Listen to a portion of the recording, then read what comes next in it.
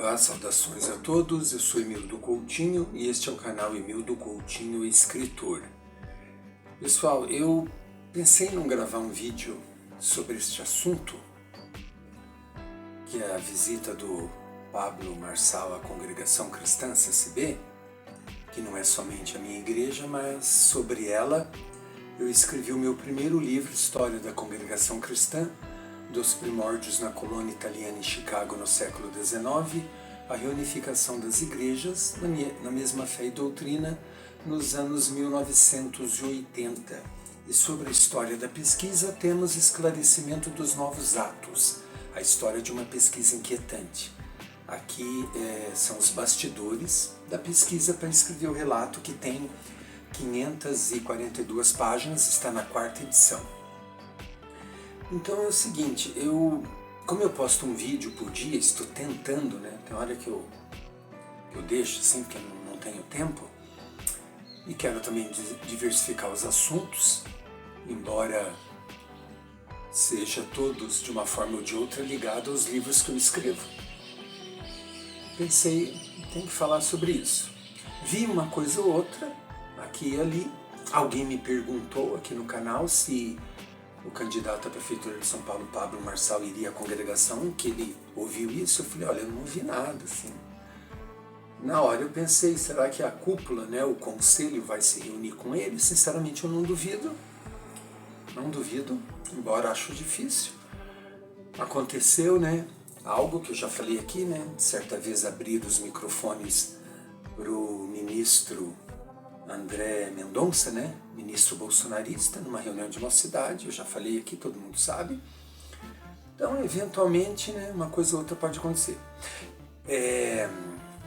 Mas ainda se trata de uma igreja política. Também devo dizer que nada mais me surpreende, nada mais me escandaliza.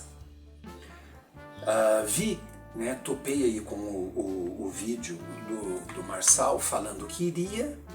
Não sei se é o mesmo, daí ele fala que gostou, né, da orquestra, que Deus falou com ele, algo assim.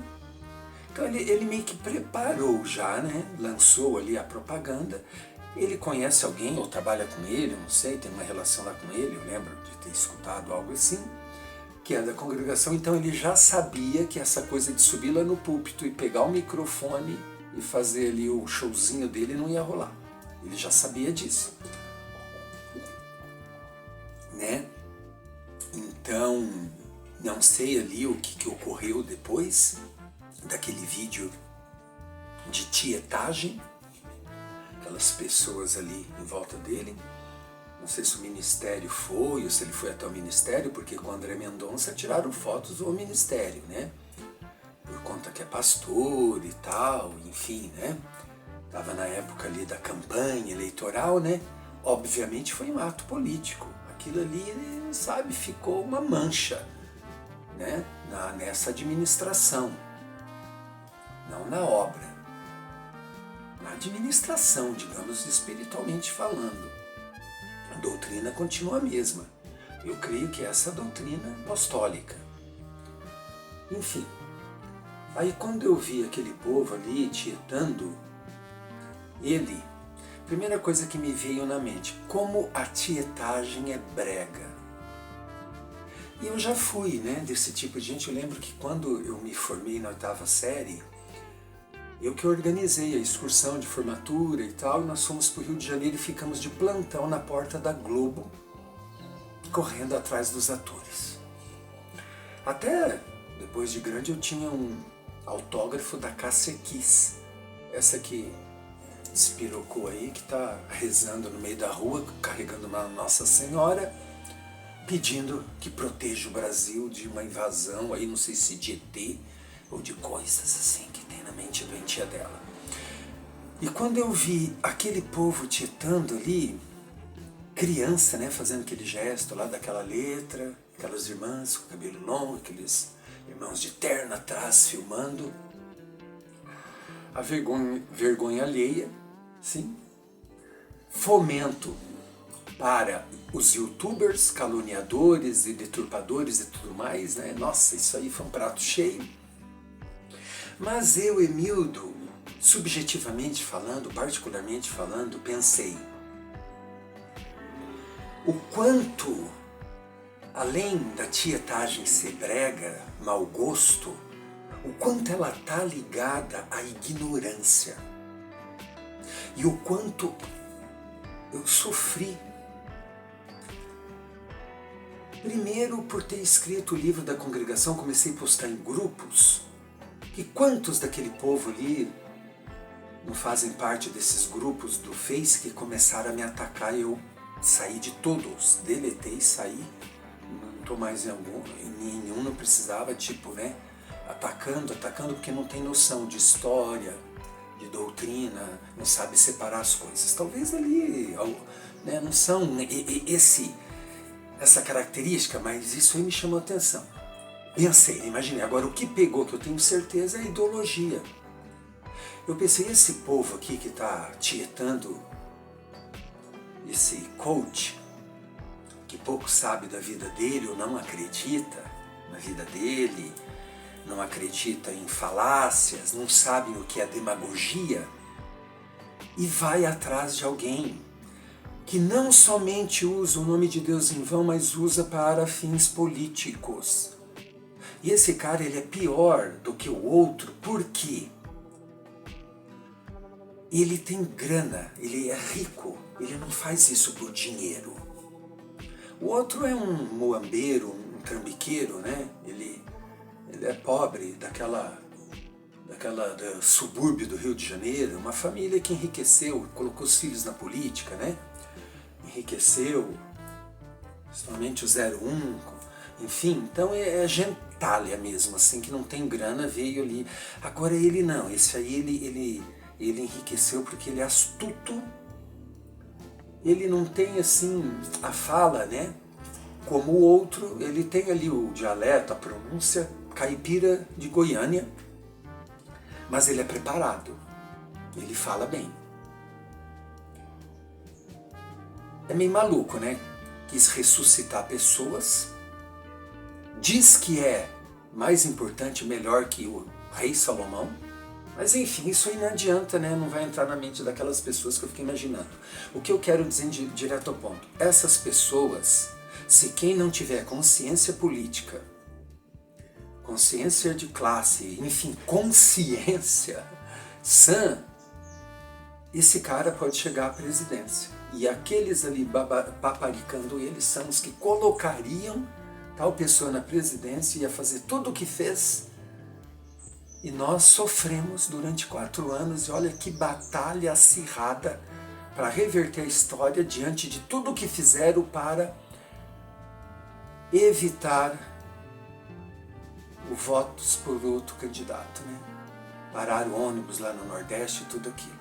Que agora tá as investigações, as coisas estão pipocando, muito ainda tem para ser descoberto.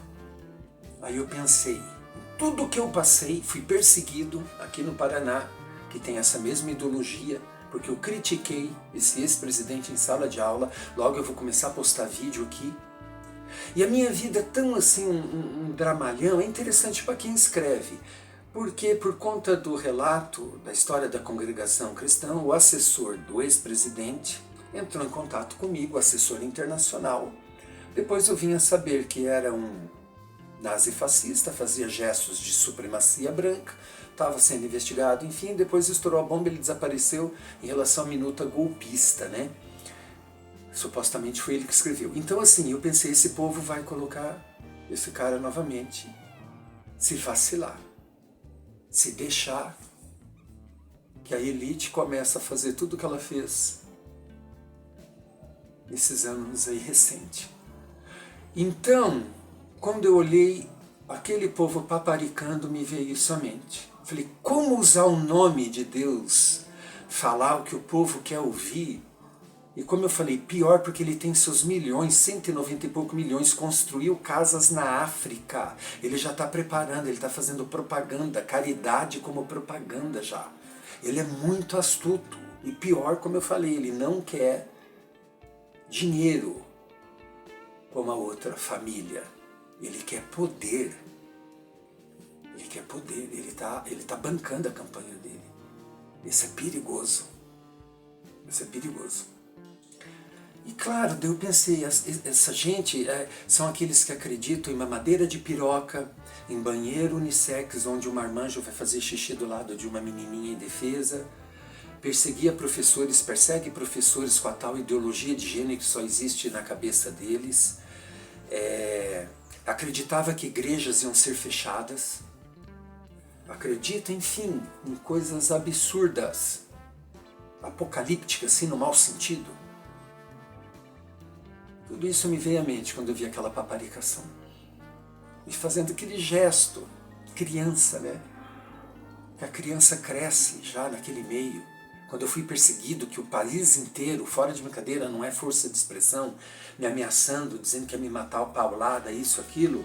Crianças, ex-alunos meus de 8 anos, começou a me agredir via internet. Depois que terminou o ano, eles não iam me ver mais, falando coisas horríveis, que eu pensei, será que é realmente uma criança que está falando isso?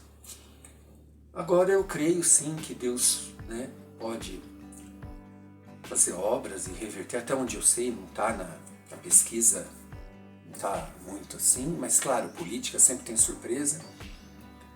E eu também lembrei coisas que eu vivi logo que eu me batizei na congregação, em 94, há 30 anos.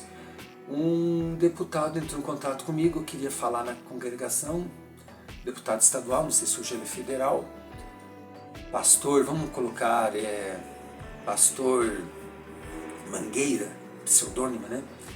Ele falou que salva raríssimas exceções, todas as igrejas abriram o púlpito para ele, que era pastor fulano. Eu falei, meu Deus, na congregação não rola. Eu não sabia onde mandar ele, mandei até que falasse com a nossa central aqui no bairro Portão, aqui em Curitiba. Eu não sabia.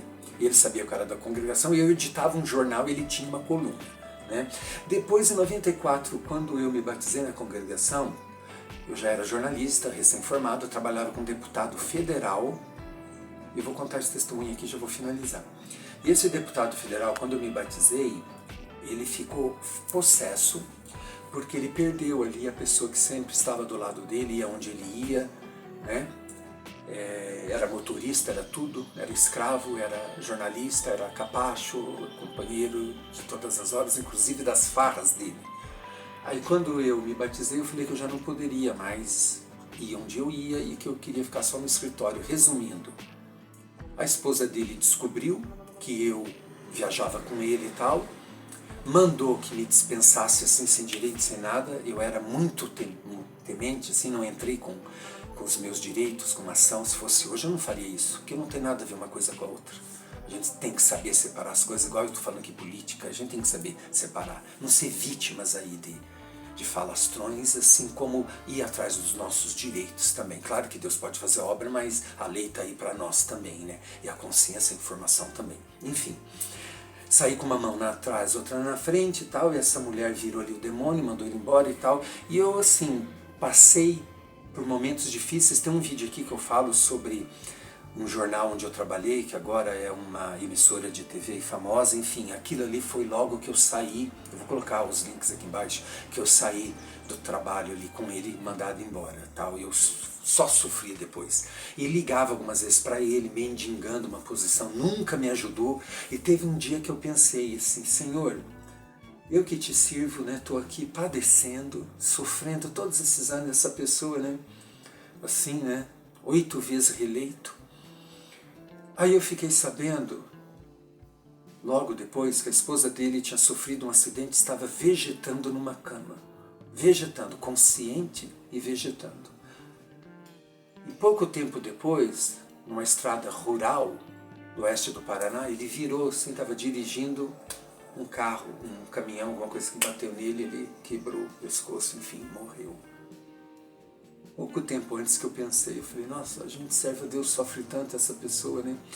Enfim, na época era a presidente Dilma, ela estava em Cuba, o Temer veio para cá para representar a presidência da República, para vocês verem o quanto ele era importante. 8 vezes eleito, um deputado federal, foi o assunto mais acessado na internet. O que eu quero dizer com isso? Pulei de Pablo Marçal para essa questão minha aqui particular. Deus está acima de tudo. Deus está acima de tudo. Então eu entrego nas mãos de Deus, faço a minha parte. Só que a hora que eu vi ali aquele povo, tudo isso passou pela minha cabeça. Nos vemos na próxima e até mais.